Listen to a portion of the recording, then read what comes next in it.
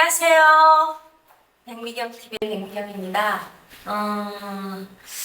저번 주에 친구들 다 오고 이런저런 얘기 많이 했죠.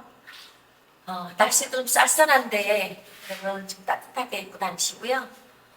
오늘도 따뜻한 얘기를 하면 좋은데 차고 쓸쓸한 얘기. 어, 아버지가 부사 일생으로 또 일단은 중국에 모시고 왔고 어떻게 모시고 왔다는 거는 여러분들 다 잘 아시죠? 네네 해서 네 그러고 나서 중국에서 그나마도 사촌들이 많다 보니까 아버지 쪽에 7남매다 보니까 저희는 또 사촌들이 막 몇십 명이죠. 그러다 보니까 이런 일 저런 일 법 쪽에서도 일을 하는 사촌도 있고 뭐 식당 뭐 옷가게 뭐 별일 다 많죠. 사촌들이 있어가지고 낮에는 옷가게라 하면 뭐 이런 구멍가게가 아니고 되게 좀 아울렛 같은 6층인가 7층인가 되던 것 같아요. 그런 아울렛 같은 데서 2층에서 남성 기성복 팔았거든요. 그래서 제가 거기서도 일을 했고 저녁에는 오후부터 하는 고깃집에서 또 그것도 또 우리 사촌들 집에서 또 일을 했고 그러면서 옷가게 기성복 파는데 한경도이랑 사투리랑 연변 사투리랑 똑같으니까 말이 다르지 않으니까 별로 티는 안 나죠. 근데 돈 계산하거나 뭐 이렇게 할 때는 내가 뭐 이 바이 웬, 알 바이 웬 이걸 못하니까 계산기에다 두드려가지고 이렇게 보여주고 이거만 주시면 됩니다. 이런 식으로 하고 그리고 사투리는 뭐 연변 사투리나 다 똑같으니까 안녕하십니까 또 왔습니까 이런 말 했던 것 같아요. 그렇게 하고 저녁에는 또 고깃집에 가서 일을 하다 보니까 시간이 어떻게 가고 날이 어떻게 가는지 모르면서 그 돈 줘서 아버지 것이 다 모시고 오고 나서 이렇게 연변이란 데는 조선족도 많고 한족은 별로 한족보다 조선족이 더 비율을 많이 차지하는 데다 보니까 여기서 좀 더 있다 보면 안 되겠다. 왜 조카들이 애기들이 자꾸 나가서 싸우기도 하고 애들끼리 싸우기도 하고 막 이러면 자꾸 나가 때리고 이러니까 막 코피도 터져서 손목 잡고 그 집에서 오면 어떻게 할 수가 없잖아요. 우리는 10분이 이런데. 그래서 여차저차 벌어놨던 돈, 그 다음에 엄마가 오면서 갖고 왔던 달러 뭐 이런 거를 좀 돈은 달러가 있고 했었으니까 좀 든든하긴 했어요. 그래서 그 사촌들한테 도무지 이렇게 못 있겠다고 사촌들이 해서 빈 집을 하나 빌려줘가지고 거기서 식구들만 다 살았어요. 11시 한 집에서 다. 그거 다 가능하더라고요. 그렇게 하고 살다가 좀 안전지대가 필요하다는 생각을 해서 좀 안전하게 들어가서 살아야 되겠다. 하루 이틀 살 것 아니고 잘못하다가 뭐다 잡혀나가면 완전 다 그냥 온 가족이 그냥 다 오시니까. 그렇게 해서 소개를 받아서 들어간 게 저기 동북 삼성에서도 끝에 하북성이라는 데를 들어가서 청현이라는 데 들어가서 살기 시작을 했어요. 근데 그나마도 연변은 깨끗합니다. 그래도 북한 사람들이 생활 방식이랑 거의 비슷해요. 아궁에다 불 넣어서 이렇게 가마솥을 걸고 밥 해먹고 반찬 해먹고 뭐 빵 해먹고 근데 그 전기밥솥은 있으니까 거기에다 밥만 하고 못 보고 밥해 먹고 다불 아궁이다 떼서 해요. 그러다 보니까 별 불편함을 몰랐는데 하곡성이라는 데를 가니까 한쪽들이 사는 세상은 다른 세상인 거예요. 너무 지저분하고 불아궁이 이 주방하고 자는 데하고 따로 달려 있는데 뭐 거의 신발을 다 신고 다녀요. 신발 다 신고 다니고 이런 뭐 그 블로코 벽돌 가지고 이렇게 침대처럼 이렇게 쌓았는데 그 안방인지 방에는 그 주방에서 부엌에서 불 떼서 안방을 덮여서 거기서 자고 이런 식으로 정말 힘들었던 거는 너무 지저분하고 너무 더럽고 그래서 거기서도 빈집을 빌렸는데 흙집이에요. 흙집. 바닥도 흙, 벽도 흙, 진흙, 노란 좀 살짝 빨간 색깔 나는 벽, 흙. 바닥에는 마르면 먼지가 올라오니까 물 가끔씩 뿌리고 물도 뿌리고 물도 뿌리고 이런 집. 그런 집도 남의 집이죠. 그래서 빌려서 사는데 요 애기들이 벽을 돌아가면서 자기 키만큼 손가락을 넣어서 누리는 거예요. 아니 이게 한 달 정도 살아보니까 애기들이 키만큼 총알 쏜 것 같아요. 총알. 그래서 그 장판을 그 레자라 그러나요? 그 장판을 이렇게 해서 애들이 키만큼 올렸어요. 그렇게 올리니 못 두지는 거예요. 그러면 또 괜찮나 싶었더니 야 나가서 싸우기를 얼마나 싸우는지 애들이 막 그 벙어리라고 말 못하니까 너네 무슨 말 하니? 그러니까 조선족 한 명도 없는 데를 가다 보니까 근데 고개를 넘어가지고 할머니가 조선족 할머니가 거기서 몇십 년 수십 년 사는 할머니가 계신 거예요. 근데 그 장날에는 그분이 나오시는데 이렇게 그 우리가 조선족인 줄 알고 조선족들이 왔다 하니까 그 할머니가 오시는 거예요. 한 60대 70 안 되신 것 같은데 그 시골에서 살고 한족들하고 살고 하다 보니까 엄청 그 늙으신 거예요. 지금의 대한민국에는 한 80대 좀 봐도 80도 더 되고 있을 거예요 아마도. 그런 분이 오니까 애들이 물어보고 싶은 게 너무 많은 거예요. 물어보는 거예요. 야바가 뭐냐는 둥 뭐라도 재밌다. 야바가 하던 할머니가 안 가르쳐 주셔야 되는데 할머니가 가르쳐 주. 니네가 벙어리라고 한다고 말 못하는 벙어리라고 한다고 어쩜 좋아 어쩜 좋아. 할머니는 딱 봐서 북한 사람들이구나 대반에 가르치는 거죠. 이렇게 그 중국말 모르는 사람들은 없죠. 그래서 그 할머니가 되게 걱정을 또 많이 해주시고 뭐도 챙겨주시고 하더라고요.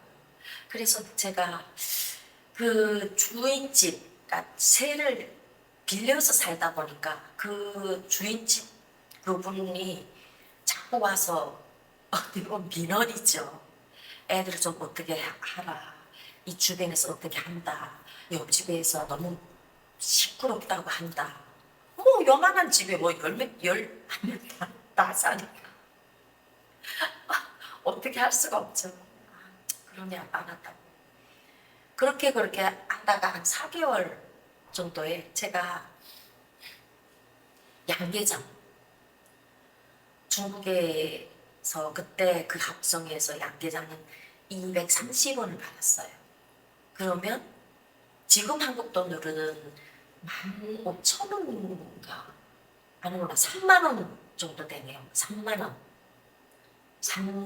정도 그걸 받고 몇 개월을 일을 하면서 근데 그 돈을 받아도 10식구 넘는데 충분히 먹고 사는 데는 정말 아무 문제도 없어. 쌀을 사고 근데 달러가 있더라도 돈이 있더라도 우리의 안전지대는 아직까지 어딜지 모르니까 돈 펑펑 쓰지를 못해. 그래서 계획적으로 요만큼 벌면은 요만큼 쓰지. 그 이상은 안 쓰고. 그리고 또 뭐 맛있는 거 먹어도 다 시장 나가서 사다가 집에서 팔먹으라면 진짜 돈은 안 들더라고. 많이 안 들더라고. 그러다가 그 한쪽 집의 집주인이 하도 와서 뭐라고 하니까 이러다가 정말 우리가 북한 사람이라는 걸 아직 이 한쪽은 모르는 거예요. 근데 저쪽에 그, 그 조선족들이 있는 데서 온 사람이니까 그쪽 말밖에 못하나 보다. 그리고 얘네들이 그 애기들이 이름에 입에서 연길에서 연변에서 놀 때 야 북조선 어쩌고 저쩌고 이 말을 하다 보니까 애기들이 자기네가 북조선 사람이라는 걸 인지를 하고 있는 거예요. 그러다 보니까 얘네들 입에서 나가면 북조선 어쩌고 저쩌고 하는데 한쪽들은 그 북조선이라는 게 연변 쪽에 하룡, 용종, 연길 있듯이 북조선이라는 이런 고장이 있는 줄 알고 있는 거예요. 그 정도로 어둡더라고요, 거기가. 정보에 대해서 어둡고 그렇더라고요.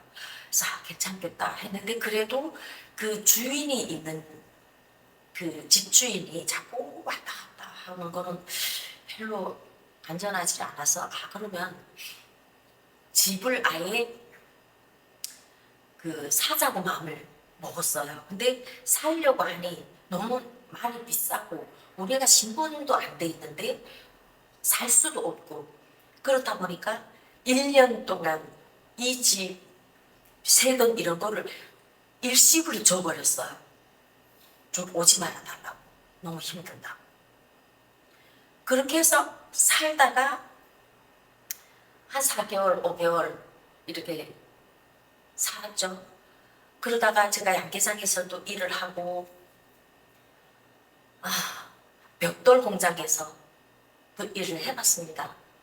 여러분 벽돌 공장이라는 거는 벽돌을 굽는 가마가 겨워서 들어가야지 되는 그 가마예요. 문을 많이 뚫어놓지 않아요. 왜냐하면 열을 뺏긴다고. 그래서 그 벽돌을 다 꺼내고 나서 그 다음에 그 식히고 또 쌓는 게 아니에요. 그 벽돌을 다 꺼내고 그 식혀서 또 하면 그만한 연료가 또 빼야 되니까 아주 그 요만한 데서 그 뜨거운 데서 꺼내다가 내고 그 다음 그 뜨거운 데 덜 식은 데서 젖은 벽돌 가서 또 쌓아야 돼요. 그 일을 600원 정도 500원에서 600원 정도 그러면 따블이잖아요. 따블에서도 더 많은 거잖아요.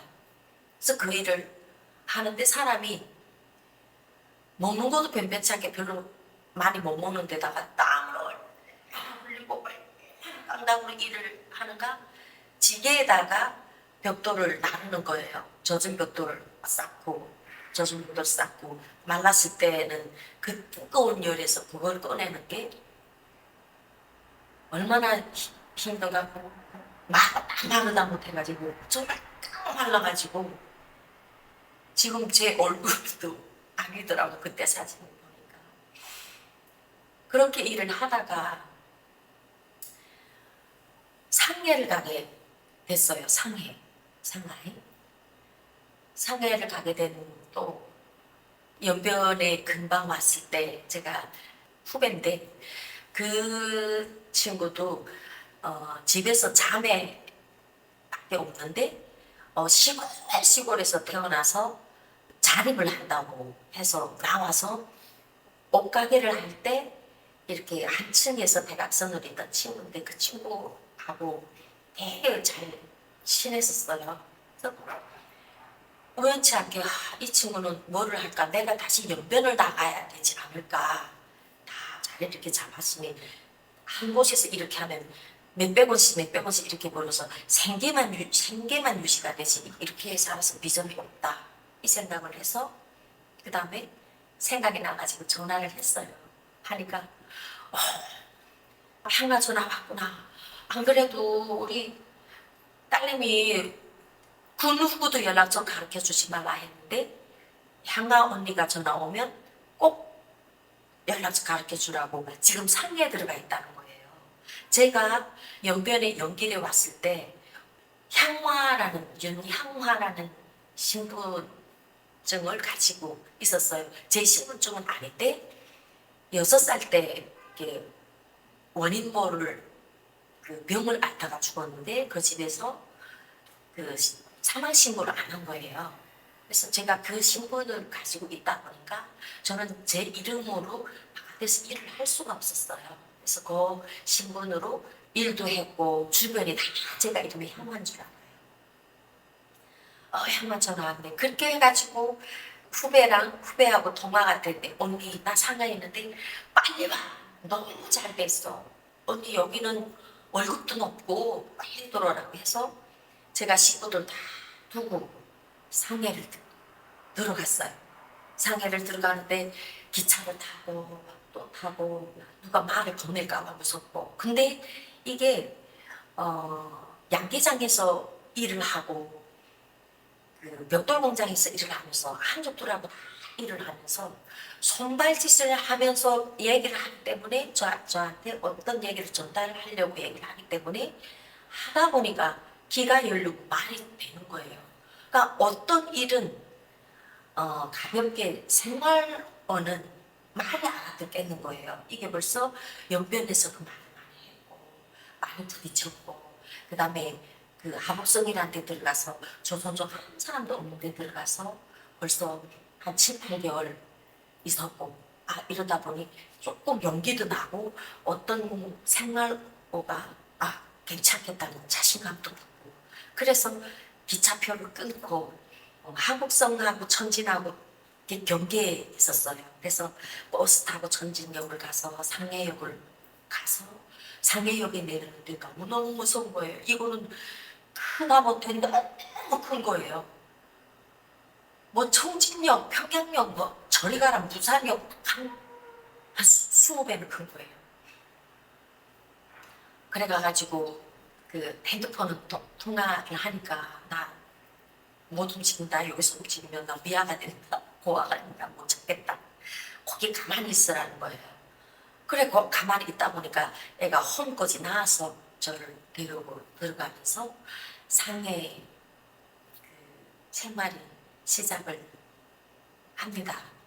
그래서 상해에서 시작을 하면서 또 회사에 취직을 하고 좀 상해에서의 많은 일들이 정말 좀 잘 됐던 것 같아요. 귀인도 만나고 여러분 행복한 일이 상해에서부터는 시작이 될 거예요. 여러분 다음 회에 또 기대해 주셔도 됩니다. 이제부터는 행복 빨리 예, 그런 일들이 상해에서는 좀 있었어요. 다음 시간에 또 얘기를 나눠볼까 합니다. 여러분 오늘도 방송 좋았다 하시면 구독과 좋아요 아시죠? 꼭 감사합니다.